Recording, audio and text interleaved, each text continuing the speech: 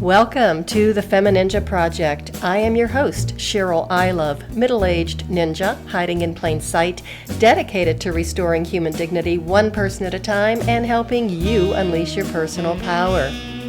Discover that it's possible to look like a woman, act like a lady, move like a ninja, and think like a warrior. And remember, men are always welcome on the FemiNinja Project.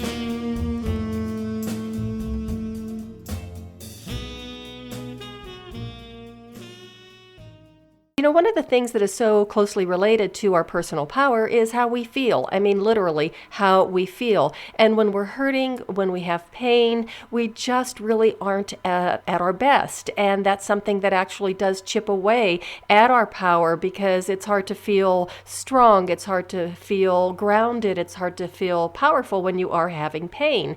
And speaking of grounded, one of the most common types of pain that all of us have suffered with in one time or another in our lifetime is foot pain. I mean, if you have not ever had pain in your feet, I would like to meet you because I think that it is an epidemic in this country. And why is that? Why do so many people suffer with foot pain? There are a couple of reasons, of course, and I think one of the most common reasons is that when we do start to have discomfort in our feet or we start to feel little twinges or whatever, we just kind of blow it off as, well, I was on my feet all day. I'm just going to sit back. I'm going to prop my feet up, maybe just soak them in a hot tub or something, and maybe I'll feel better. And, you do get temporary relief from that. But if you don't really pay attention to the signals that your feet are sending you, you're going to end up in a whole world of hurt. And there is nothing worse than the agony of the feet, especially when you're going to be on your feet all day, which we all are typically, even if we have a job that is sedentary and we're sitting at our desk most of the day, you're still getting up and moving around. So it's really important. And another thing is that if you start to feel twinges or some aches or pains or discomfort in your feet and you do ignore it, it can actually get really far out of hand, not only in the sense of causing even more pain, but you can actually develop some really gnarly deformities and dysfunction in your feet. And trust me, as a dancer and a physical therapist, I have seen some really horrible feet in my lifetime, and two of them were my own. So the good news is, though, we can actually reverse a lot of the problems that we do have with our feet and reverse the pain, and we could even reverse the abnormalities and the deformities in our feet, which actually blew me away. I had no idea that we could do that. But getting back to paying attention to your feet, I had a dentist one time who had a sign on his door in his office, and it said, if you ignore your teeth, they'll go away. Well, your feet aren't going to go away, and if you ignore them, they're not going to go away, but they're just going to make you miserable.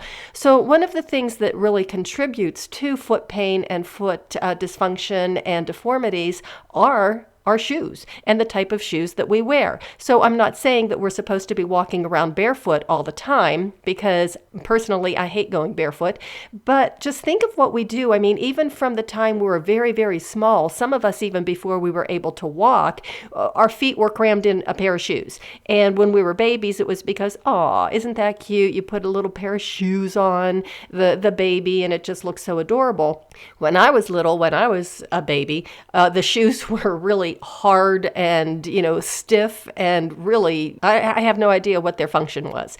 But at least now with babies, they have footwear, so to speak, that's a lot softer, more pliable, so the baby has the ability to wiggle their toes and move their feet in whatever little shoe it is that their feet are encased in. But it's really important to pay attention to the type of shoe that you're wearing. So I'm not saying that you should go out and buy shoes that are really ugly and functional. I don't do that.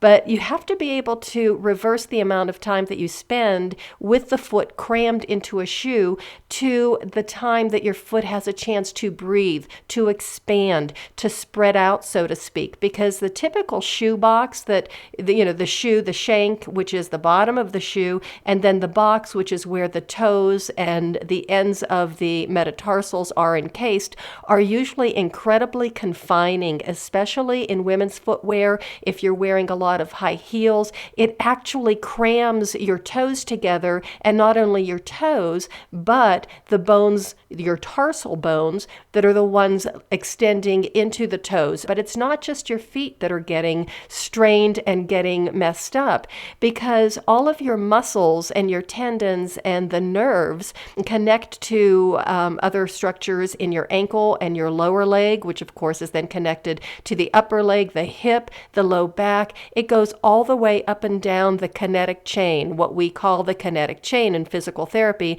which is just a fancy word, a really high-tech term for meaning it goes up and down your entire body. So it's a physical therapy term that we like to use because it makes us sound really smart. But just think about that, when your feet hurt, it's just traveling all the way up and down your body. I had a friend of mine who was complaining about neck pain, and I found out about it on a post that she had on Facebook about her neck and what, something was going on. She didn't know what, and she kept getting it massaged and everything, and it kept getting worse and worse. And then I finally asked her, I says, how are your feet? And she looked at me like I had lost my mind. And finally she said, that is a really interesting question, because I've been having an issue with my feet, especially that one foot. And she told me what was going on. It was the ball of her foot and blah, blah, blah, blah, blah, and new boots that she had bought and everything. And I said, hate to tell you this, but the pain in your neck is actually coming from your foot. It's coming from the ball of your foot. And she looked at me like, again, I lost my mind, but she went with it, and she ended up working her feet, and her neck pain went away. So it's amazing how everything is connected in our bodies. We have a tendency, especially in physical therapy, I'm not slamming my own profession, but this is kind of the way that we did things when I was in school. They kind of would put the body into little blocks and stuff. It's like, okay, so the person has foot pain, let's work on the foot. A person has knee pain, let's work on the knee, on the neck, etc., etc. But you can't really separate the parts of the body like that, because we are so interconnected. It's a beautiful, lovely, dynamic system, and we have to think about our bodies in that way. Otherwise, we lose control and we lose our power, and then we just have to rely on the experts to help us. And a lot of times, some of the information or some of the advice that they give us really isn't the best thing for us. So it's just to be able to educate ourselves and to have a little bit more tools in our tool chest to be able to help ourselves. So first of all, I'm just going to review some of the most common problems with the feet, deformities, that type of thing, and then I'll give you the good news of how you can either prevent some of these things or actually reverse them. So that's the great news. So one of the most common problems and painful is the hammer toe. And the hammer toe is just one toe. It's usually the second, third, or fourth toe that is bent, and it actually does look like a hammer. And when it starts to bend, it's fairly flexible and you can stretch it out and move it. But if the hammer toe is left and ignored for a long enough period of time, it ends up being what we would call a contracture, which would be something that you cannot stretch out and cannot reverse, and that would require either living with it or eventually having surgery. So the hammer toe can actually curl as it's bending and cross over other toes.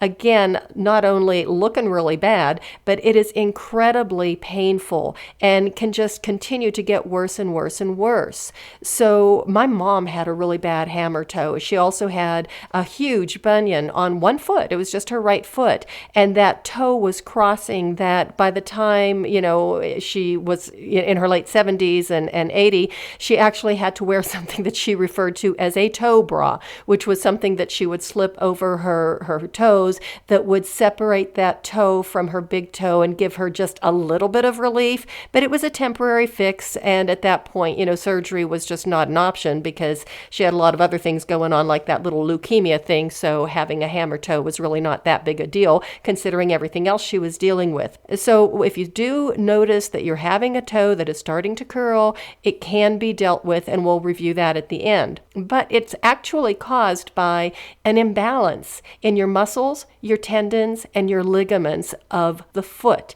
and your ankle. And again, the most common cause for hammer toes is shoes, the type of shoes and footwear that we wear. The other common causes are arthritis, diabetes, or it could be hereditary.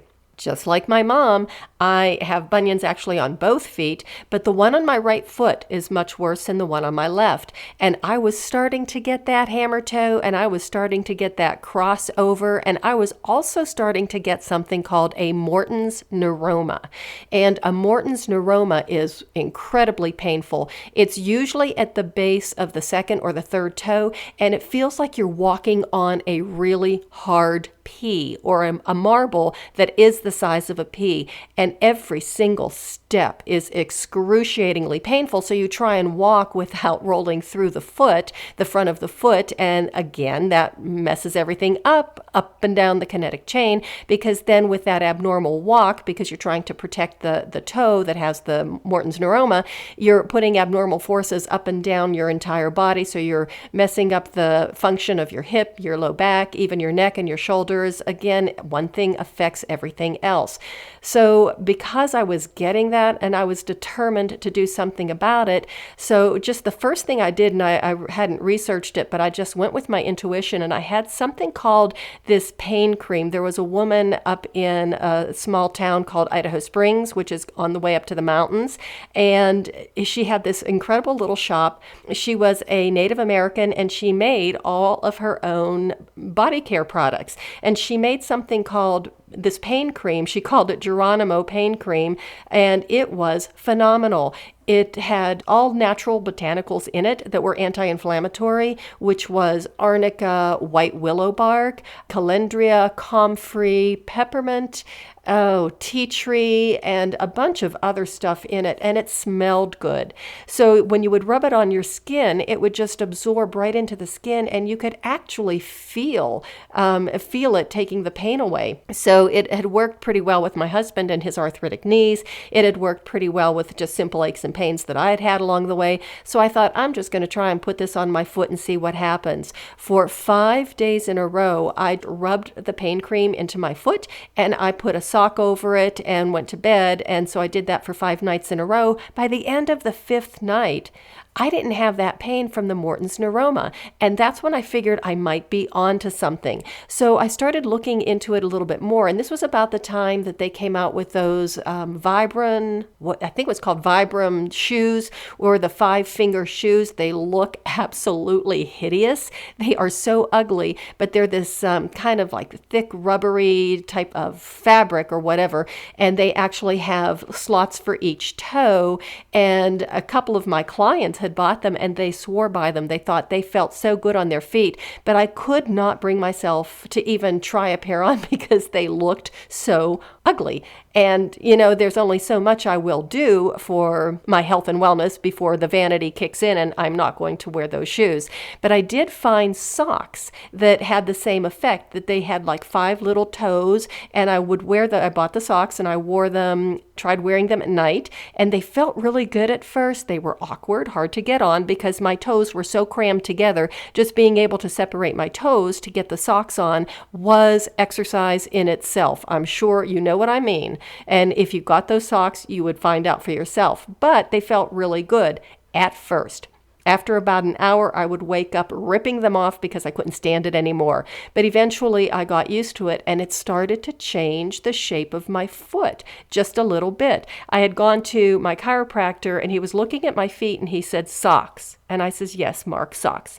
Socks did this." Yes, they did. And he kept scratching his head, and he's moving my feet around. He says, "I can't believe the difference." Of course, I still had the huge bunion. My toes were still curling, but I didn't have as much of a hammer toe. It wasn't as severely crossed, and the Morton's neuroma was gone. So a lot to be said for that, and that kind of started this process of looking into foot pain and foot problems and how to deal with them in a non-surgical way. The other one that is so common, I already mentioned the bunions, and that big, huge bump at the base of your big toe joint where it gets really, really big, and then your big toes start going, like pointing in in the opposite direction, so they're pointing away from each other. And again, they call it, there's a very fancy name for it, like everything. It's called hallus valgus. But we just call them bunions, and they hurt. And mine hurt, especially when I was getting them. It felt like somebody was taking an ice pick and just stabbing me in that joint with an ice pick. It was incredibly uncomfortable, to say the least. And I did go to a chiropractor back then. That was, my goodness, I was in my very early 30s, or maybe I was just 30 years old, and it was like, here it comes, I'm getting bunions.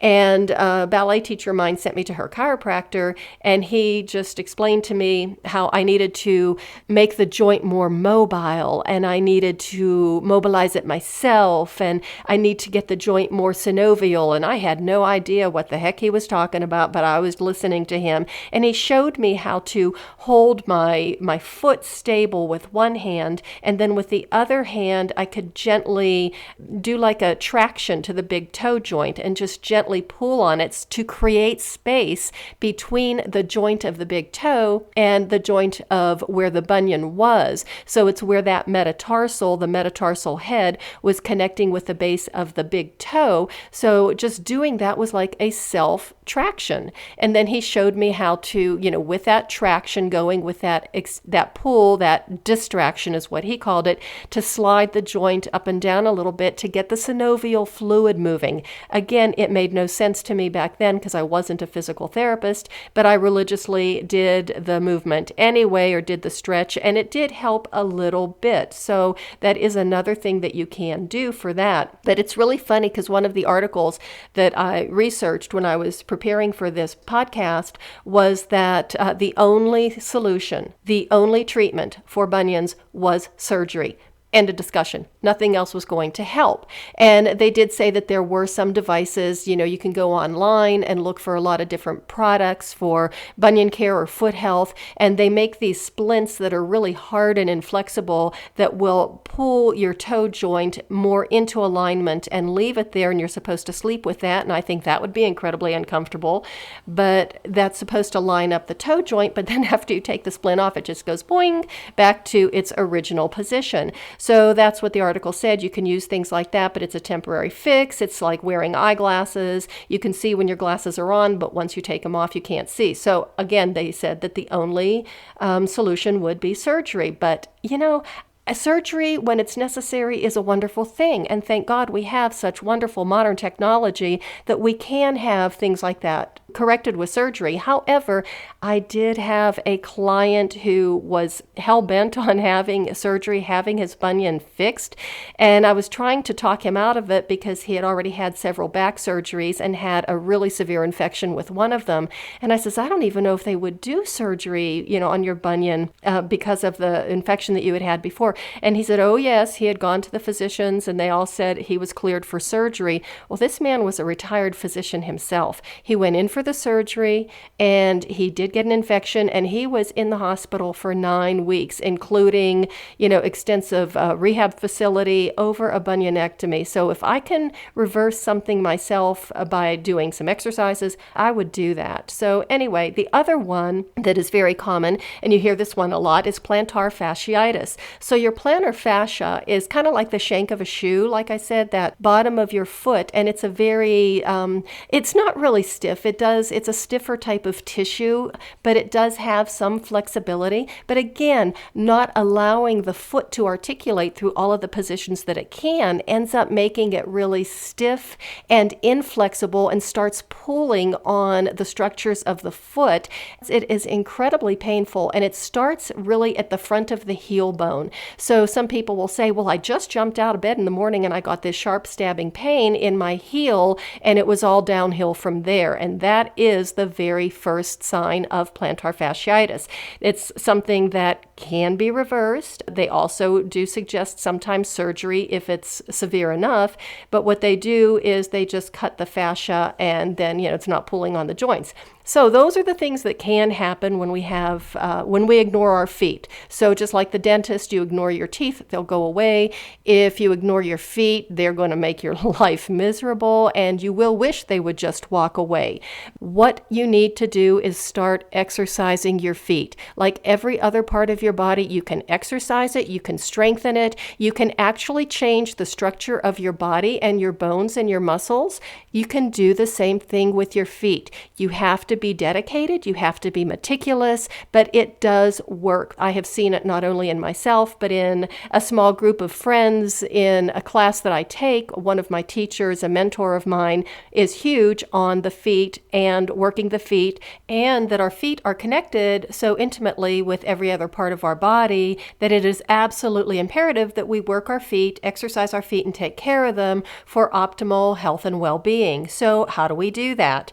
Well, one of the first things that you can do is start stretching your feet and strengthening the muscles of your feet and your ankles, as well as straightening out your toes. So one of the first things I'm going to suggest, and it's going to sound a little bit disgusting at first, but they're your own feet, so go ahead and do it, is to take off your socks and take your right hand and interlace the fingers of your right hand with the toes of your left foot. So even just getting into this position for some people might be kind of difficult to be able to reach your feet, but then the extra added benefit is you might be stretching out your hips as well.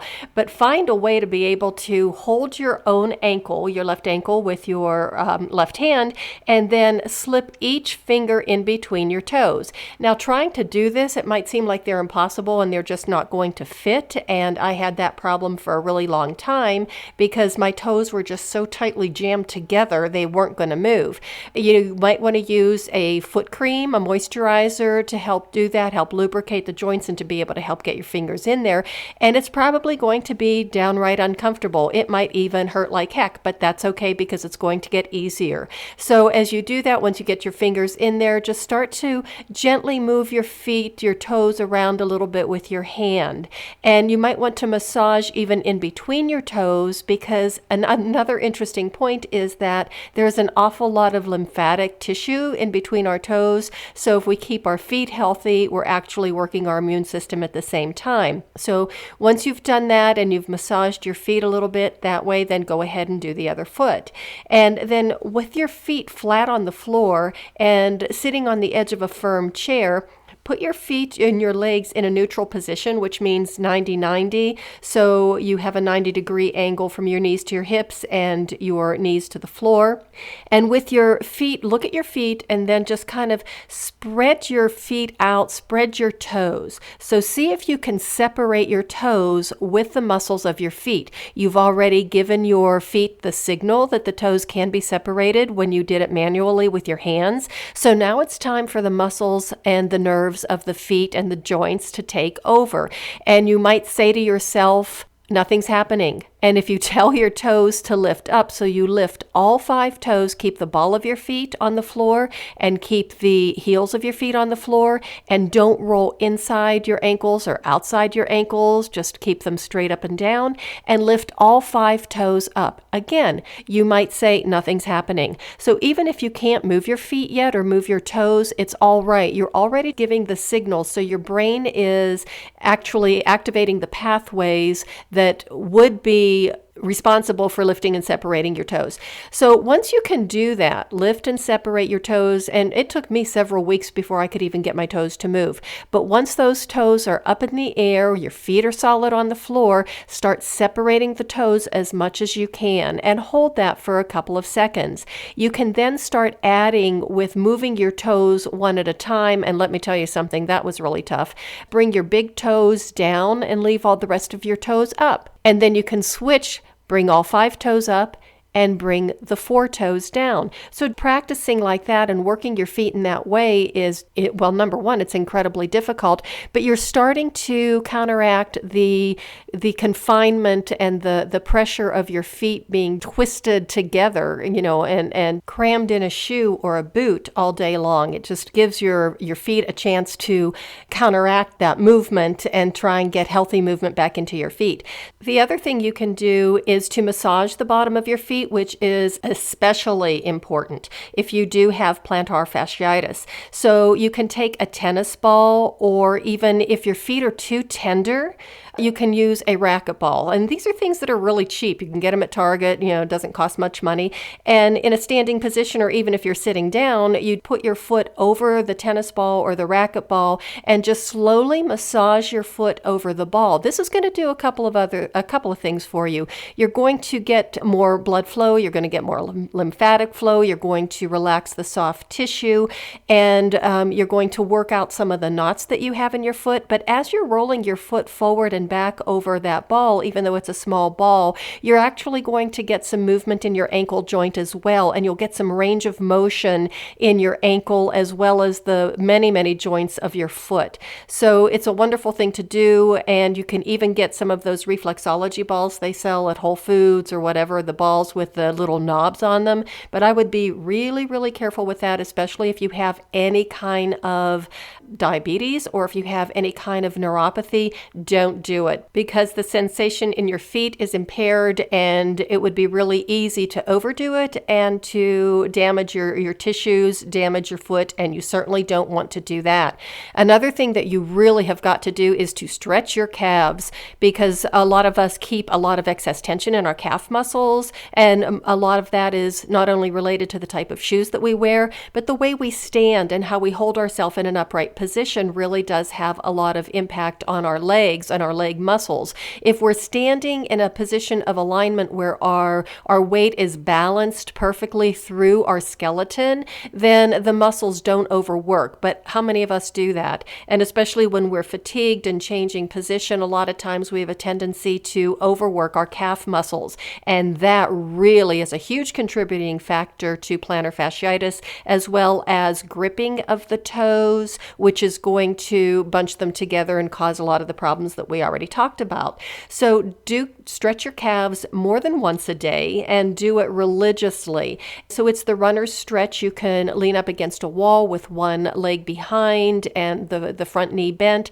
and the back leg straight, and stretch your calf muscle, and of course hold it for at least 15 to 30 seconds and reverse sides. But the other thing that you want to do is you want to repeat that stretch, and this time gently bend the back leg when you're in that position.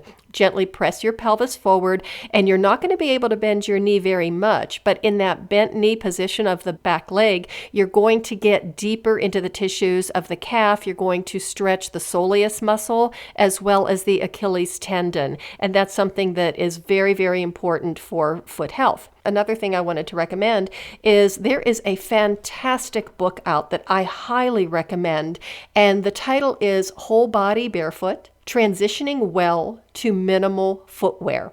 And the author is Katie Bowman, and she does a fantastic job of explaining foot mechanics and lower leg mechanics, which I know it really sounds kind of boring, but she's funny. I mean, she actually makes a lot of this information. She's got a great sense of humor, and she makes it really funny, and I give bonus points for that. Plus, I think that when you deliver information in that style, it has more of a tendency to stick, and it's easier to get through the book. But she does explain the anatomy of the foot and the lower leg, the relationship of the foot to the lower leg, and how our standing and our walking actually impacts our health, our foot health, and our entire body. So this all came about when a few years ago, there was this great big phase or craze of barefoot walking and barefoot running, and it was supposedly so good for our health, and everybody's like, yay, barefoot running, okay. So everybody threw away their shoes and socks and started running barefoot with absolutely no preparation. So you could imagine the amount of injuries and problems that came from that, and I'm sure a lot of physicians and chiropractors made a lot of money during that time because people were just not thinking. They were getting rid of their shoes and running barefoot and hiking barefoot and doing all kind of really crazy stuff. So that's where she got the idea for the book, and she's also written several other books as well. And so it's a very practical and slow transition to going into minimal footwear if that is what you want to do. But if you don't and you still want to wear those high heels, you still want to wear those cowboy boots, well, that's okay. But you have a lot of information in the book, and she does have a lot of stretch stretches and exercises. So I really recommend getting that book. It can make a huge difference in your foot health, and not only your foot health, but your total body health as well. Again, taking care of your feet and your lower legs is so important, because when your feet hurt, nothing else is working for you. It's just you cannot get grounded. And when you have pain, that's all you think about. You can't think about anything else, because it's a survival mechanism and it makes you absolutely miserable. So this is just another little tool that you can have in your tool chest, and for ultimate health and well-being. So get the book, Whole Body Barefoot. It is well worth it. And as I said, it's a very easy read. She's got a lot of great pictures. Oh, and the book is only $12.95. There you go. Okay. Taking charge of your health, taking charge of your life, being able to stand your ground is what the FemiNinja is all about.